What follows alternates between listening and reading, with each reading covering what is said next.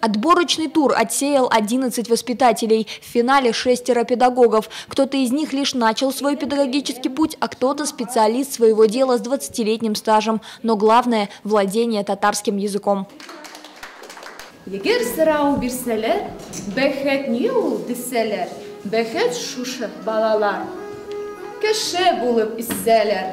К числу педагогов-билингвов можно отнести и Светлану Гильмудинову. Всю жизнь она посвятила детям. 30 лет педагогического стажа, работа учителя начальных классов, затем воспитателя. А кроме этого, 4 своих детей.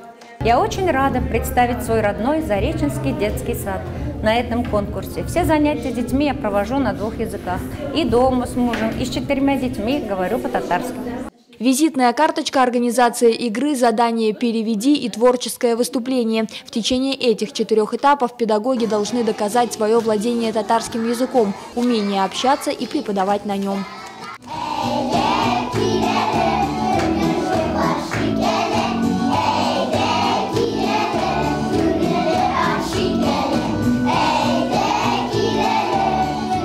Цель этого конкурса, чтобы у нас русскоязычные или воспитатели других национальностей, не татары, могли с детьми общаться на татарском языке, чтобы они могли общаться на татарском языке с родителями, чтобы могли организовать разные игры с детьми.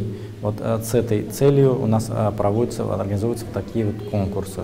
Участниц поддерживали не только коллеги и воспитанники, но и родители. От слов они резво перешли к делу, подкрепив слова поддержки танцем.